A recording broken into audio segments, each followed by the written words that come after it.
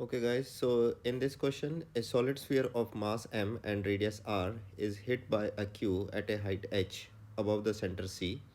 For what value of h the sphere will roll without slipping? तो इस question के अंदर जब q बॉल को हिट करेगा तो वो एक इम्पल्सिव फोर्स जनरेट करेगा, राइट? तो उस केस में हम ये बोल सकते हैं कि F D T is equal to change in momentum and which is linear momentum, right?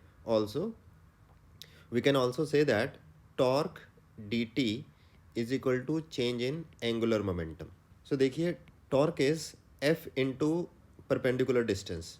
अब इस केस में जो f लगेगा वो इस डायरेक्शन में लगेगा और जो परपेंडिकुलर डिस्टेंस है वो h है, राइट? तो टॉर्क को हम लिख सकते हैं F H D T is equal to change in angular momentum.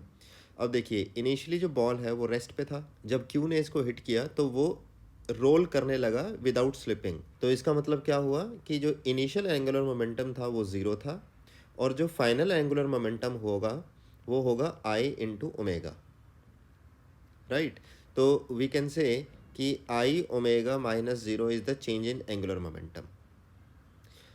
अब इस एफ एच डी टी को हम इस तरीके से भी लिख सकते हैं कि एफ डी टी इंटू में H is equal to I omega. अब ये एफ डी टी क्या बनेगा? Change in linear momentum. अब देखिए, जब ये बॉल जो है वो हिट होने के बाद जब आगे बढ़ेगा तो इसका जो लीनियर वेलोसिटी होगा वो होगा V C, which is velocity of centre of mass. तो हम ये बोल सकते हैं कि एफ डी टी के प्लेस पे हम इसका लीनियर मोमेंटम चेंज लिख सकते हैं, which is delta P into H is equal to I for this ball is 2/5 M R square into omega, right? Initial linear momentum वो होगा ज़ीरो और फाइनल लीनियर मोमेंटम क्या होगा इसका? वो होगा M into V C, right?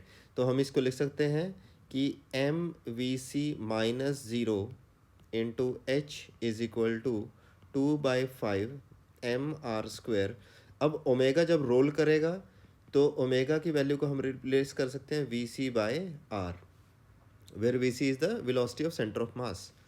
तो इसको अगर हम इस तरीके से सॉर्ट आउट करते हैं तो ये एम वी सी इंटू में H is equal to 2/5 M R square into V C by are.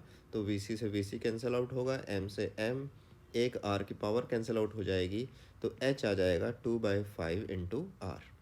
So this is the solution for this problem.